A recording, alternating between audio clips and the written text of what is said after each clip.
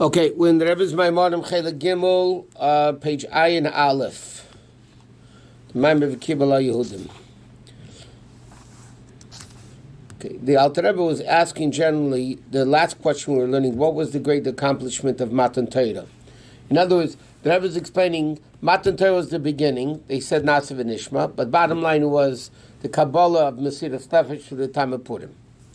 But he said, but l'chayra, that doesn't have to do, why is he mentioning the inyan of Mordechai? Why is Mordechai relevant? And then he says, l'chayra, why is Mesiras Nefesh so great? It's only one mitzvah out of 613 mitzvahs.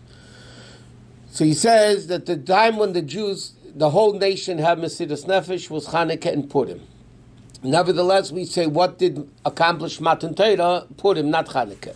So the question is, like, okay, Chanukah, Purim was first, but still, why? There must be an inyan in Purim. So the Rebbe started explaining. Morning. The Rebbe started explaining what happened actually in Matan Torah. There were mitzvahs before Matan Torah. What did Matan Torah actually accomplish? So the Rebbe is saying, beside the fact that there was a Gzeira before Matan Torah, spiritual, physical, and Hashem broke the Gzeira. But he says, there's three aspects of what happened in Matan Torah, okay? There's world, there's Hashem, and there's a connection between the two. Remember, that's what we learned. There's, what did Matan Torah accomplish? There's Hashem, there's world, and then the Jew who connects Hashem and the world through doing Torah mitzvahs. Okay. So he says like this. Where are we again? We'll start, we learned a little bit into the paragraph. We're going to start Ayin Hey Eisei. Ayin Aleph, I'm sorry. Ayin Aleph Eisei. Okay, this I'm going to go quick because we learned it already. These three aspects of doing mitzvahs, just like Matan Torah's three things, Hashem, world, and the Jew doing the mitzvah, so mitzvahs themselves have three aspects. For inyan, the nesinas mitzvahs lamata, the purpose of giving mitzvahs down here, commandment as Al the Medrash says, le'nitna mitzvahs ela l'tzarev behemes abrias. Mitzvahs were given to refine. Tzarif means mitzarif, like you have by silver and gold, you refine it to make it into. Okay, so mitzarif means to refine. The Medrash says mitzvahs were given to refine people, to make us better people. I know shakavana benasinas mitzvahs. The purpose of mitzvahs is lei b'shvil mitzvahs atzmam. Is not only because there's a mitzvah that needs to be done. Ele b'shvil abir v'zichel shokech zvevari adam. It's in order to refine and purify and refine the limbs of a person. Shemekayim is a mitzvah that keeps the mitzvah. Ub'shvil abir v'zichel shel dvarim shebe'elam, and also to refine the world, those objects in the world that you do the mitzvahs with. Okay, so there's one aspect of mitzvahs deals with world, refining the person and refining the world. V'yesh inyan nar liyosef b'mitzvahs. There's a higher level in mitzvahs. What is that? Mitzvahs shel HaKadosh Baruch Hu. That they're Hashem's mitzvahs, not world's refinement. It is mitzvahs of Hashem. Like it says, Al Pasuk Magid Dvar LeYaakov Chukim Mishpatav LeYisrael. So the Medrash says, Mashu Ho'eseh, what Hashem Himself does. Emily Yisrael Lasis, He tells us to do. So there's an aspect of mitzvahs of Hashem doing mitzvahs. There's we doing mitzvahs to refine us, and then there's an aspect of Hashem doing mitzvahs, and then He tells us to do it. This that Hashem keeps mitzvahs. Kaidem, before, meaning greater, She'emeli Yisrael Lasis, who mitzad atzmei, that comes from Himself. Right? Hashem does the mitzvahs. That's not coming from us. That's coming from Hashem. Hashem does the mitzvah, and we do the mitzvah. We can move in, and from also it's understood. Gamizeh sheramach pikudim, the 248 positive mitzvahs are the 248 limbs of the king. This that we say mitzvahs are the limbs of Hashem, that means that's from Hashem's perspective. They're Hashem's limbs. So that's the aspect of a mitzvah. And then, through Yidden doing mitzvahs, that Hashem does, and then we're going in the ways of Hashem, Udvukim by, and we're connected to him. And then, by doing Hashem's mitzvahs, so we're connecting to him, so we're getting life, connection from Hashem. Like the pasuk says, that the person will do the mitzvahs, v'chai b'hem, and live with the mitzvahs. Why? How do you become alive by doing mitzvahs? By clinging to mitzvahs. Whom is dabik b'Kodesh Baruch Hu. Mitzvahs cling you to Hashem. And by being connected to Hashem, we're alive. Okay? Now, just to explain this for a second. The pasuk says, we say it every time we take out the Torah, why? Because life, by definition, truth is eternity. Something which is alive X amount of time is not real life. Like the din is, notice the rivers that would dry up once in 7 years. The Beis Hamikdash, they need mayim chayim, flowing water, living water. So it says that rivers that dried up once in 7 years were not kosher to use in the Beis Hamikdash even for the first 6 years. The question, why not? 6 years it's flowing. Why isn't it good then? Because the fact that it's not eternal shows that even when it's living, it's not living. The fact that the rivers dry up once in 7 years shows, therefore, the fact that they're going to cease to be shows even when they're flowing, they're not real. Because real means eternity. Then you'd always be flowing. The only thing which exists, past, present, and future, is Hashem. We're born and live 120 years, right? So even when we're alive, we're not really alive, because eventually, after 120 years, we go. But there's no such a thing as a temporary reality? No. Why not? Because temporary reality, the Alter Rebbe says, it's sheker. In Tanya, the Alter Rebbe says, va'ad, argia, temporary, lashon sheker. Truth, by definition, means eternity. But can the circumstances change the truth? The Alter Rebbe says in Tanya about a Beinani, because after davening, this Av of Hashem dies. So therefore, even when he's davening, it's not real. The Alter Rebbe says, nevertheless, I call it Sfas Emes Tikkun La'ad, because in potential, they could revive it on a constant basis. But the truth is, the definition of life is permanent life. Now, the neshama is alive, will be alive. Neshama never dies. But physical life dies. So why is that the Rebbe saying that? Can we understand that the Rebbe's logic behind Yeah, that? because the definition of truth is permanency. If it's sometimes... behind that? Sometimes the reality changes. So what's definition of truth? At that moment, that was the truth. No. Because if the next moment it's not true, then it's not true. But let's say something that is white and then becomes gray. There was one time that it was white. That means it wasn't really white. If it was really white, it would always stay white.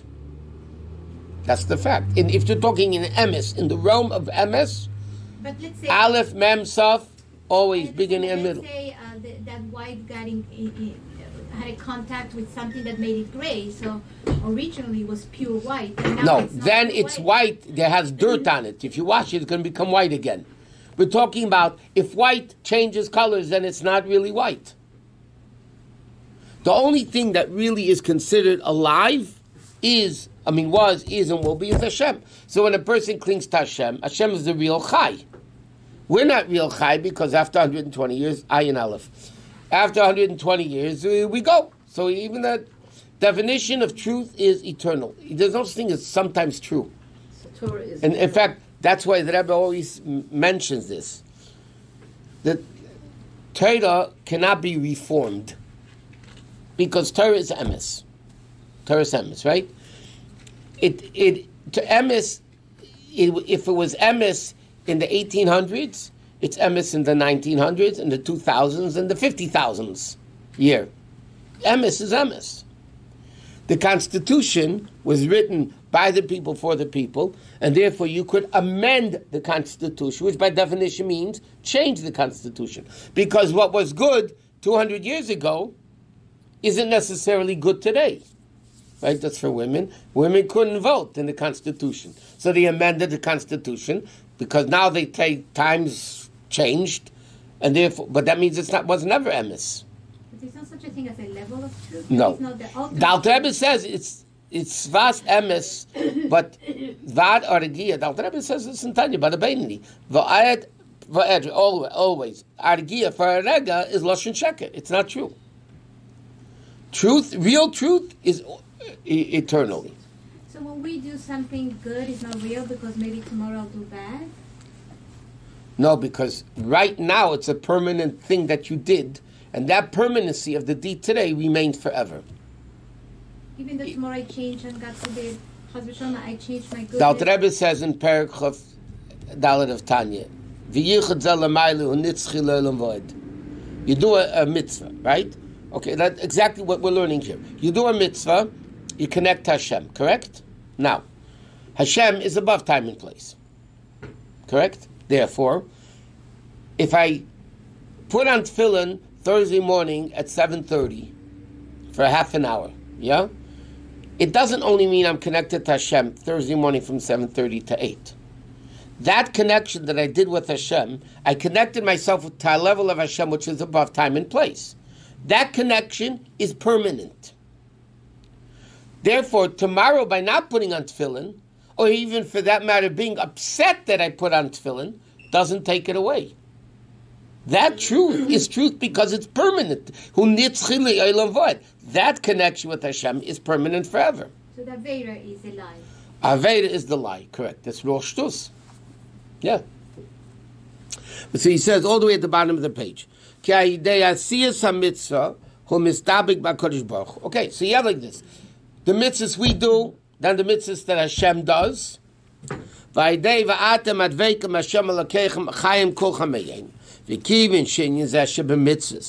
This aspect of mitzvah, which are the ways of Hashem, is okay? It's still above world. Therefore,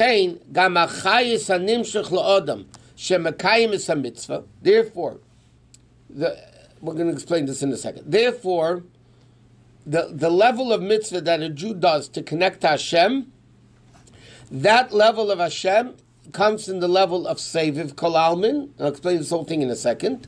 Shemitzad Atzmei, that by itself, Kodesh Umuvdo Me'elamis, this level of godliness that a Jew accomplishes when they do a mitzvah, it's really removed from the world. Va'afal pikein, aidei kiyam hamitzvahs hu chai bahem chayis pnim. We internalize this level of mitzvahs. Meaning like this. Before you do a mitzvah, you say, Hashem kitshanu b'mitzvaysa v'tzivanu. Yeah? Hashem sanctified us. What does Kedusha mean? Removed, separate. What's the concept of Kedusha? When you say something is holy, it means it's above the level of the world. World is nature, right? And the world is not holy.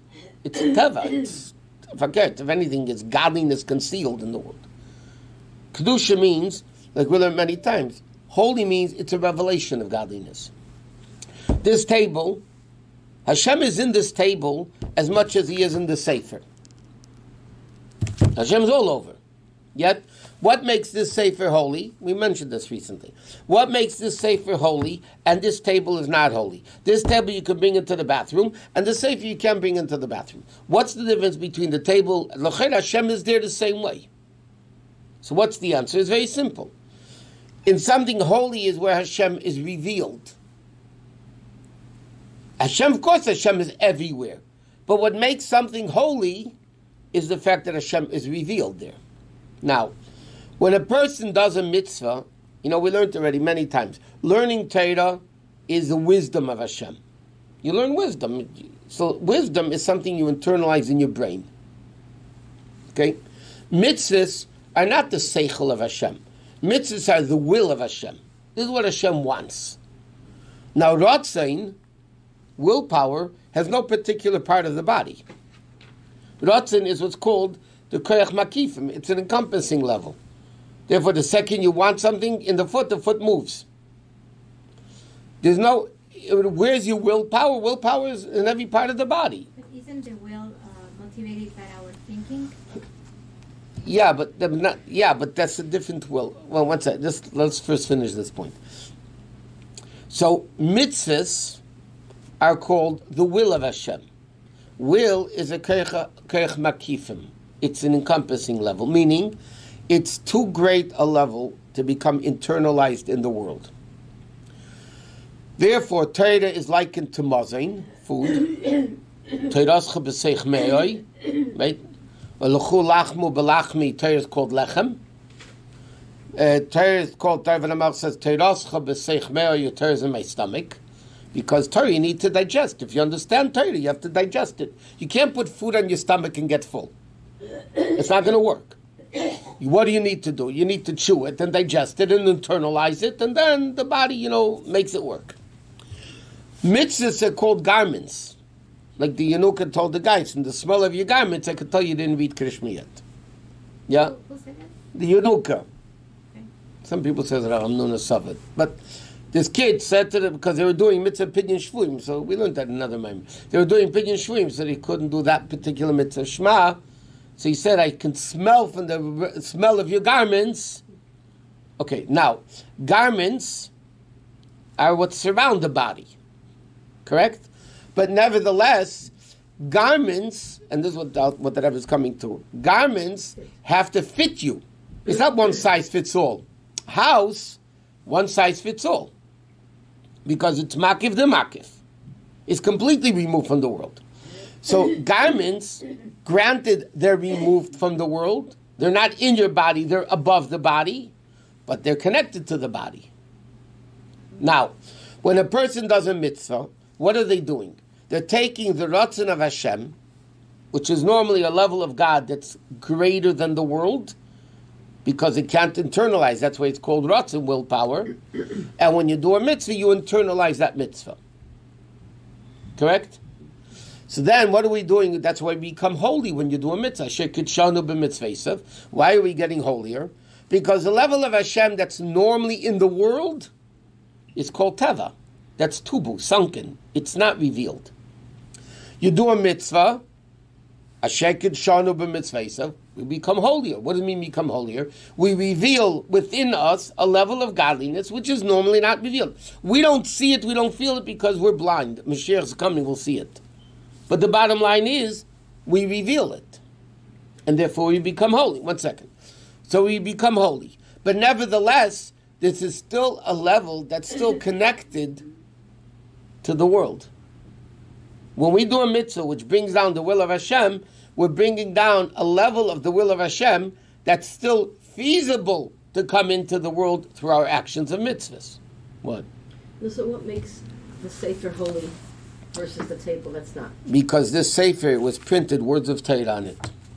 And the table is being used as a... But it's not the same not thing. the same type of holiness, right. But it's... If somebody would write a Sefer on the tablecloth, then the tablecloth becomes holy. Okay. By becoming holy, Asher Kitshanu is separating. What are we separating ourselves to? We're Kedusha is to be separated. So what's the separation is that we have a greater revelation of Hashem that we didn't have before we did the mitzvah. I know, but we're separating from the world. From the nature of the world. From teva of the world. Oh. From the gashmius, chumrius, and now we're separating to a level of kedusha, of holy. So he says like this. I'm sorry. So what? I thought that because we internalize Torah is greater than a mitzvah, but his mitzvah is so great that you cannot internalize. It seems that a mitzvah is greater than Torah. Mitzvah, well, in fact, there's a Maamar from the Alter Rebbe, Purim Maamar. He says, sometimes it says Torah is greater, sometimes learning is greater. Depends. So the Alter Rebbe in that Maamar says, now I'm explaining the point that mitzvahs are greater than learning. Other Maamarim will explain, because each one has a maila that the other one doesn't have. Okay, so let's see it inside now. Third line. Gam in Yezeh v'shebemitzvahs u'bedarge sheyesh batziyah. There's a form to it. There's an image. L'chein ha-mitzvahs bedarge zu. Therefore, the mitzvahs that we're doing and bringing down kedusha, hein darke Hashem lashon rabim, ramach evarim de malka, meaning the hamshacha shayidei kol mitzvah, the revelation you bring down through every mitzvah, is hamshacha pratis, right? There's 248 limbs, there's 248 mitzvahs, each mitzvah goes to a particular limb, right? It's hamshacha pratis. Like, koyach hariyah, the power of sight goes to the eye. Koyach hashmiya ba'ezen. L'chein, therefore, shayach sha'odam yasis ha-mitzvah sha'kodesh baruch ha'esed. Therefore, it's possible to do the mitzvahs Hashem does. Why? Because ramach evarim sheba'odam atachtim, because the 248 mitzvahs that we have, kaviyachol hem bedugmas ramach evarim demalka, is similar to the 248 limbs of Hashem, because we're made Salmeinu Kidmusenu.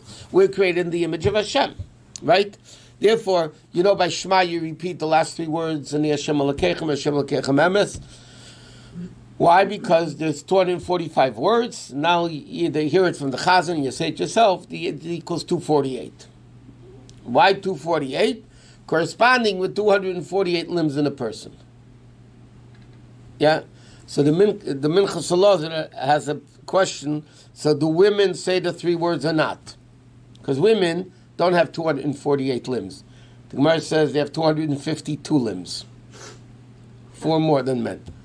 So the question is, should women say it? So the Minchas Elazar writes, women should say the three words anyway. Why? Because it refers to the Machivarim de Malka.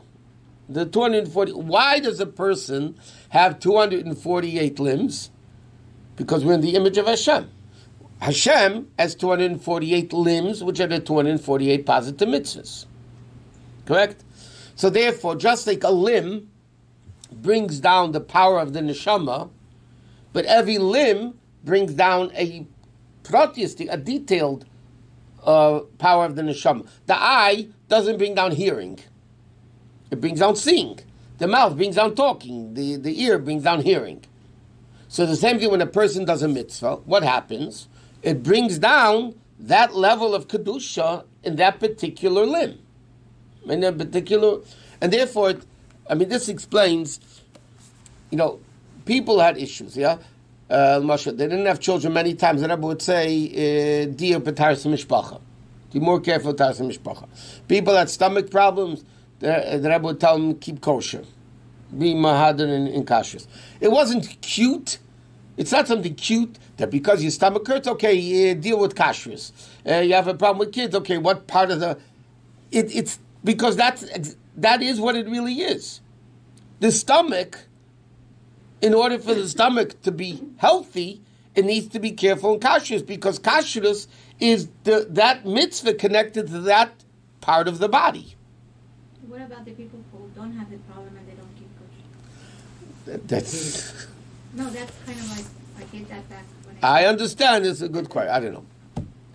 Is there anywhere that it's written which one each mitzvah is corresponding to? Not that I know of. And I thought that man was created in the most of Hashem by the 10 spheres, like the 10 meters. Yeah, but that's not only that. It's that the Hashem is Seichel and Midas. Right. But not only that, Seichel's on top, and then Midas, and there's right and left and center, right? Chesed, Gvura, Teferes, Netzach, Yesod. So that's why the person's body is created with Seichel on top, not like an animal that walks on all four. The head and the rest of the body is in the same level, right? It's a level of Seichel above Midas. And there's Chesed Yamina. Why do we have a right hand? Why do we have a left hand? Why do we have a right foot? Why do we have a left foot? Because Chesed is the right hand, and Gvur is the left hand, and Teferes is the body, and then, My question is, from 10, you can get to 248. That's kind of my question. Yeah, you have 10 attributes in you, Seichel and Midas. Right. Do you also have 240? It's 52 limbs. Right. Okay, so No, when we say that, so the 10 and the 248 are connected or not? They're all in the image of Hashem. So the 248 are within the 10, or the 10 are within the 248? Doesn't matter. What's the difference? Both things are created in the image of Hashem. Hashem has 248 limbs. We have 248 limbs. Hashem has Esesphiras with Seichel on top of Midas. We have Seichel on top of Midas. That's all it is. Okay, now he says, so there's an aspect of mitzvahs like this. We do mitzvahs. Hashem does mitzvahs.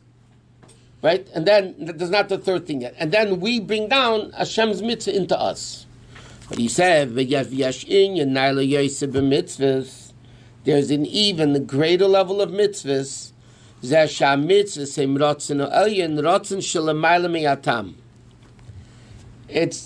It's not, there's no logic to the mitzvah. It's a level of will that does, let's see it inside. Haratzin sheba mitzvahs ubechol tayag mitzvahs b'shava l'mayla remachivarim.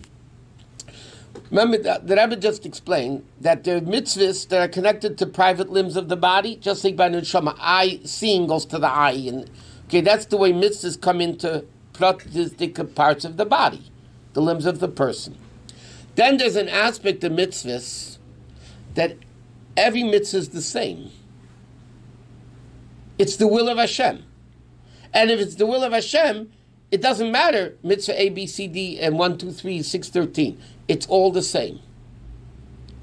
That's completely momaila. In other words, there's a mitzvah Hashem does, then there's a mitzvah we do that brings down that mitzvah that Hashem does into us.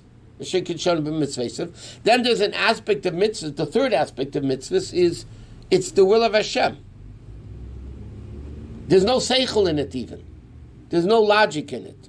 And he says, the kivin sharatzin sheba mitzvahs is l'mayla beinach infinitely greater than the person who does the mitzvahs, and koshkein, it's even above, in ruchnius, that level, l'chein legabi dargazu, the way it is by itself, ein adam tefetz mokim. Then the person doesn't exist. It's only Hashem existing, and this is the mitzvah. I'll explain in a second. The bittul dehedu tfisis mokim, this that the person doesn't exist, is bittul betachlis, bittul b'metzias. And after sheyeshna tzivin la'adam, even after the person is commanded to do the mitzvah, which is aidei zenasa metzias, then the person becomes living, like you said before, connecting to Hashem. Kol mitziusay, the whole existence of the mitzvahs is lamalis esatzivui, to do the will. Vaidei shu mamalis esatzivui. Okay, by doing the mitzvah, and this, I'll explain this, it's not as hard as it sounds.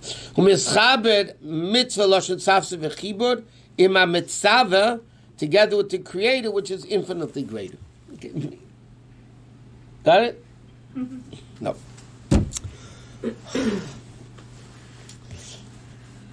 I'm going to show you a miracle now. I'm going to explain something that I don't at all begin to understand, and I'm going to explain it. There's mitzvahs, when Hashem does a mitzvah, Magid Varli Yaakov, Hashem puts on tefillin, Hashem, all that. That's really the way of Hashem coming down into a particular mitzvah. I mean, obviously Hashem doesn't wrap tefillin, okay, but Hashem has tefillin. And in Hashem's tefillin it says, Mi kamchi Yisrael goyach, right? So there's Hashem coming into details. In mitzvahs, there's mitzvahs in details. Mitzvah 1, 2, 3, 4, 6, 13. That's one aspect of Hashem doing a mitzvah. Then when we do a mitzvah, which is again a detailed limb of our body doing the mitzvah, we bring down that level of elokus into us. Okay? So there's a level of Mamayla, there's a level of Mata. Then the Rebbe is saying there's a level which is above both. What do you mean above both? The Ratzin means it's Hashem doing it without any details, meaning, okay, let me give you a mashal. The neshama, when it comes into the body, right, there's two chayis that the neshama gives to the body. Chayis klali and chayis prati. Okay, means very simple. A neshama comes into the body, the person is alive. Correct?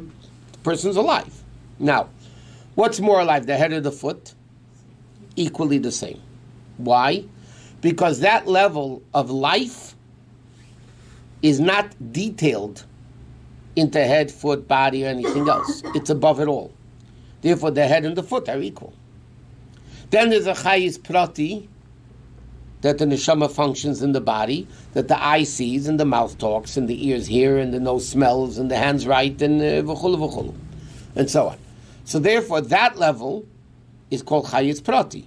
That's the level of the neshama coming into the details of the person to function. Correct? You have in mitzvahs, the way Hashem comes into doing mitzvahs, but detailed mitzvahs. Tefillin, tzitzis, whatever the mitzvah may be. And then there's an aspect of Hashem coming into mitzvahs, so to speak. All mitzvahs are the same. All mitzvahs are what I want. There's no seichel, it's will. It's no seichel, there's no logic. But in that aspect of mitzvah, all the mitzvahs are the same. Correct? To give you another mashal of Chassid and Rebbe. The Rebbe demanded everything. Okay? So sometimes the Rebbe would say in a sikha, okay, you got to learn. Learning. Okay, so Bochum that enjoyed learning, good. You know, that's what he wants, so you learn. Then the Rebbe would scream, you have to go on miftzoyim. So the guys that have no zitzfleisch, no patience, okay. No patience to sit and learn, so this is their thing. They get all excited. Yeah? That's not real connection. Because if it's real connection to the Rebbe, there's no difference if learning or you should be excited exactly the same way. You understand what I'm saying? Because if you're doing it, this is what the Rebbe wants, what's the difference if the Rebbe wants learning? Obviously all Hashem, but the Rebbe is telling what the time needs, yeah? Whether it's learning or miftzoyim or dancing or I don't know what. If you're bottled, like we learned, to the Baal Haratzen, to Hashem himself, so then there's no difference between A, B, C, D. It's all what he wants. There's no details here. There's a level of elokus when it comes to mitzvahs, that the mitzvahs are the will of Hashem without any detail. This is the chayis kloli, so to speak, the general life. Everything is equal. This is what Hashem wants. It doesn't come into details yet. It doesn't come, like the concept to a certain extent, to Nasav and Ishma. Like we said, it's the bittul to the Baal Haratzen. You're not bottled to what he wants. Okay, let me hear what you have to say. I'll see if I could do it. Can you do me a favor? Well, let me hear what, right? I'm not going to say yes until I know what it is. But if I'm bottled to the Baal Haratzen, I'm so bottled to Hashem that I don't exist, and whatever Hashem wants is what I want, that's a whole different bit. That's Bittul Metzias. Bittul Hayesh. By the way, Bittul Hayesh means I have my own will, but I'm going to do what you want anyway. I want to eat a treif. Hashem said no. I'm going to mevatel my will for Hashem's will. I want to do this. Hashem said no. I'm not going to do it because I'm batel to Hashem. But in reality, I do have my own will, but I'm giving up my will. The ultimate bittul b'metzias, the Rebbe says, is the level of mitzvahs that Hashem wants it. This is greater than the person, B'chal. Hashem wants it, and therefore there's no difference what he wants. I'm bottled to you. Whatever you want, I will do, because there is no my will. Will is me, right? There's no me. There's no my will. What you want is what I want. That's it, Tzaddik. That's the Moshe Rabbeinu. Rayemehem kicho beisi nemenu. Yeah, that's bittul b'metzias. We don't even have bittul hayesh. I wouldn't worry about bittul b'metzias. We need first bittul hayesh.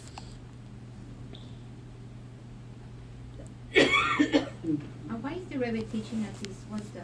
We should know that exists? Yeah. For goals you can aspire Something you can strive for. Yeah. No, but You have to we know can't what really you can strive for aspire to. that, because we are But not in the level of If you strive for the 100, you might get to the 90. to not even have the desire. In fact, that's a tzaddik. Not everybody can have that. That's what I was saying. First of all, usually what's unique, the Rebbe, more than most Rebbes, brings it always down in Taveda B'Poel. But first you got to tell us what the inyan is, and then we can bring it down in Taveda B'Poel. Okay. So the Rebbe explains like this. By Matan Torah there are three things. By doing mitzvahs there are three things. And now the Rebbe explains when you learn Torah there's these three things. Basically, it's higher, lower, and the connection. With the connection is higher than both together. Because in order to connect two opposites, in order to connect Havaya and Elokecha, which is supernatural and natural, you need Anechi. Right? Anechi, which is above both, can connect Havaya and Elokecha. Ata, in the bracha, Ata can connect Havaya Elokeinu, Hashem Elokeinu. Because Hashem and Elokeinu are opposites. It's a big chiddush when you say Hashem hu Elokim. What do you mean Hashem Elokeinu? Hashem is the supernatural. Elokeinu is nature. Correct? How do you connect Hashem Elokeinu? Because of Ata, that's what we're saying. Baruch, bring down the level of Ata that allows Hashem to become Elokeinu, and through that Melech HaOlam. So, B'chlal, the whole concept of three, like we said, why was Matan Torah in the third month and all that? Because there's Hashem and world, and then the connection of the two is tapping into something above both. How is this connected to Purim? I forgot the beginning.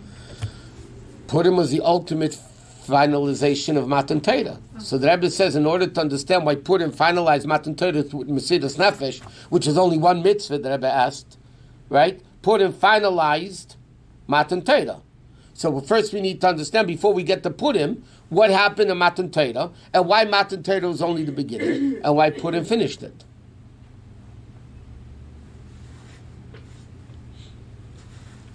I was just learning a Maamar with the guys this morning. A Purim Maamar in Torah of the Alter Rebbe. And the way Chassidus takes the story of Purim, you know, Amelech Achashverosh is Hashem, and Esther is the Yid Nanechi Haster Aster Pane, concealment, which refers to the Neshama in a body, right? And then, in order to come to the king, you need 6 months of Shem and Amor, Shisha Chadashim Samruk Babsamim Samruki Anoshim, which is Surmirana Seiteiv. And Esther says, and Mordechai says to her after the Gzeir of Haman, which put the Jews into the lowest of the lowest of the lowest level, they were the whole nation was going to get killed out. That was the only time in history there was a Gzeir against every single Jew. Right? And it's not only Esther, but the Gemara says, Esther min ha-Torah minayin. How do we know Esther in the Torah? Shenamar nechi hastir astir panai. I will conceal it. Yeah? Esther comes, there's a Gzeir of Haman, the Jews are on the lowest of the low. Yeah? Mordechai comes to Esther and says, go to the king. She says, Ani lo nikreisi levei ala melech zeh shleishim yom. I can't come to the king.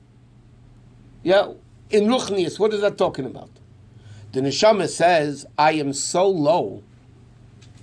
How can I come to the king? Right? I can't come to the king. What did Esther say? I can't come to the king because I'm not called to come to the king for 30 days. And if I come, I'm going to die. So Esther, meaning the Neshama, says to Mordechai, the tzaddik, right, who instills Mesiras Nefesh and everything. So Esther comes to the king, to Mordechai, and she says, how can I go to that? Look at the Gzei, look at low level I'm in. I can't do anything. Yeah? What did Mordechai tell her? If not you, somebody. Not only not you. Why do you think you became a queen? Mia deim lais kazaisi gat lamalchus. Now is the what's going on over there? Mordechai is telling her, what do you think the purpose of the neshama coming down into Golus is? Not to come to the king. Even when Hashem says to you, you can't come, Mordechai tells her, you go anyway. Because you push in, you're going to get. And what happened? Esther pushed in, he gave her the sharvit, first the tip, and then the whole sharvit. Alter Rebbe has a field day with this story. But it's a remarkable story about what the neshama can come. That's the purpose of the neshama. By understanding all this, that there's Hashem and there's world, and we have to connect the two together. And through this, we tap into a level above both. That's what it's all about. Even if Hashem says no, you push your way in? Yeah. Because I don't think Hashem means it. This is a Tanya. Hashem doesn't mean, no. It says even when Going against Hashem's will, in a way? Mm-hmm. No? Doesn't matter? That's what he wants. He wants you to push you. The Gemara says, Shaita, That's an example of that. Shaita, the Gemara says, Shaita asr l'rachem alav. And a Shaita, a deranged person, whatever, is forbidden to have pity on him. So the Razah, the Rebbe Rashab's brother, said, let's read it differently. Shaita, a person who's mentally off, asr, you're bound l'rachem alav. You're bound to pity him. And the Razah said, look at the Rachmanis. Look at, the Torah says you're not allowed to have pity on him. Look at the Rachmanis on the person that the Torah says you can't have Rachmanis. Can you imagine the Rachmanis? Can you say that again? Yeah, that's not clear. Can you imagine the Rachmanis on a person that's so bad that even Torah says you can't have Rachmanis? So it's now the real big Rachmanis. In Torah, there's a concept when it says "Ei maspikim biyodei lasis tshuva." We don't give them the opportunity to do tshuva. Yeah, what does it say? Im dochak v'nichnas. If you push in, ein loch dav Hashem mifnei tshuva. Or as the Rebbe said, the Rebbe spoke about Achen. He connected it to Pari also. It's unbelievable. It's once in a living Torah also. You know, Hashem is basically a nice guy. I mean, he's a mensch. He's not a mensch. Okay, but not that way of not being a mensch. Do you imagine, I tell you to do something, but first, I tie your hands behind your back, and I tell you to do something, and you can't because I tied your hands, and then I smack you because you didn't do it. That's not menschlich. That's not fair. Yeah? Okay, what did Hashem say to Pare? Hashem said to Moshe Rabbeinu, I'm going to harden his heart. He's not going to listen to you because I'm not going to let him listen to you, and then I'm going to beat him up for not listening. That's not Yesher. That's not fair. I mean, it's against the whole concept of Torah. It's not fair. So there's a long explanation, but the bottom line, the Rebbe said, even when Hashem says, I'm going to harden your heart, you could still do it. Even when Hashem says you can't, you can push it in. Rabbi says, Ta'acher is Rabbi that became an Apikoros, yeah? Rabbi said to his Rabbi do tshuva. He said, I can't. Why not? Because I heard, imagine he's already an Apikoros, and he heard a voice from heaven that said, everybody could do tshuva chutz mi'acher. How great he was. I hear voices, not Baskel. But Acher said, I can't do tshuva. What do you want from me? I can't do tshuva because Hashem said I can't. So how does Chassidus explain it? That was Acher's problem. Acher didn't learn Chassidus. Acher should have understood that when even Hashem says you can't do tshuva, you can still do tshuva. In other words, Hashem says you cannot come to me. Yeah, and if it's a death sentence. Achas das ilamis, right? Mordechai says to her, if that's what you're dealing with, this is the whole reason you came into Golus now. But based on what is that? That even when Hashem says no, is a yes. That's the power of a Jew. But based where? Where is that? Like, what am I quoting now? Joke books? I mean, I'm quoting Torah. I understand that. What do you mean? That's enough. Isn't this also Seems with like a Moshe contradiction. Rabbeinu? Huh? Also with Moshe Rabbeinu and Chet HaEgel, that the Ebershter tells him kind of the wording. No. Stop, like don't. And then Moshe Rabbeinu understood from this that he should daven. Right. Well, I don't remember the word. Okay, right. That's what it says. Chet Egel wanted to go into Eretz Yisrael. Chet HaEgel. Menachem says what was his own personal. Hashem said stop. He kept on going. Yeah. Stop. Chet Egel too? So that's what it do. This is exactly what Hashem wants. But if you notice, what happened from that story? Because she pushed in, the miracle of Purim happened. Just analyze the story from a ruchnistic perspective. The Chassidic interpretation of Purim is unbelievable. Okay, Purim, without Chassidus, okay, Purim, there's a Mordechai and Esther and this guy and that guy, and a nice story. But this represents the whole neshama coming into the world in Golus, Hamelech, and there's a Mordechai, and there's an Esther, and there's a Haman Amino Eitzacher. There's a whole thing going on this. But you see a remarkable lesson, that Hashem says to the Jews, you are so bad, and that's why Gzeirus Haman came, and therefore you will not be able to come to me. You cannot do tshuva. So Mordechai should have said, well, I guess here we have a problem.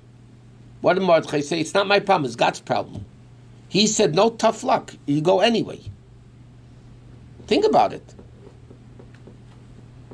And that's what it has to do. She didn't go to the beauty salon. She didn't. She fasted for 72 hours, and then she went to him. Also, water, she fasted 72 hours? Huh? Water also, or just 72 hours not drinking? No. It says. I know, it sounds so hard. Well, you can imagine what she looked like. Right? And yet she went to the king that way. Because she understood that this is a completely ruchnistic thing. But in the spirit... How can be in such a low level and have the koyach to do such a difficult job? Esther? Esther represented... she was Wonder Woman. Come on. Esther represented the level Dayton, who were at the time very low. And at the same time, she was able to do something that Hashem because Dafka through Chayshech becoming Or can only be done in Chayshech. So even though this darkness and loneliness... No, but you have to understand something.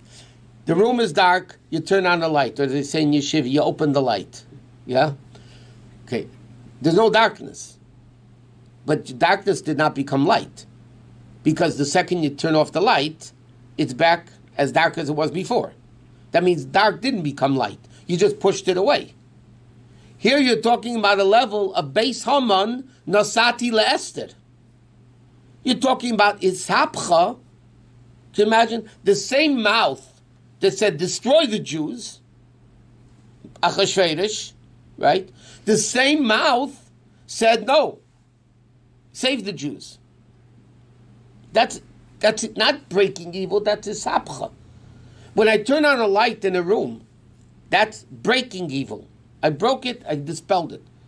But I didn't make darkness into light. It's still going to be dark. I mean, it's still going to be, dark. When I turn off the light, it's going to be dark. Only Chayshech, and the bigger the Chayshech, the more order it becomes. Now, how could Chayshech be Or? So we learned that, I think, last week. How could Chayshech be Or? Here comes the third issue, number 3. There's Or and there's Chayshech. And then you tap into a level above both, and then Chayshech could be Or and Or could be Chayshech. What's that level? Purim. But what is the title of that level? Mesiras Nefesh.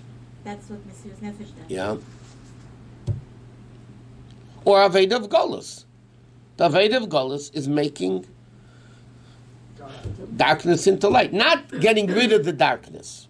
Because then there's a difference between destroying an enemy or throwing the enemy away, but the enemy cannot sometimes come back.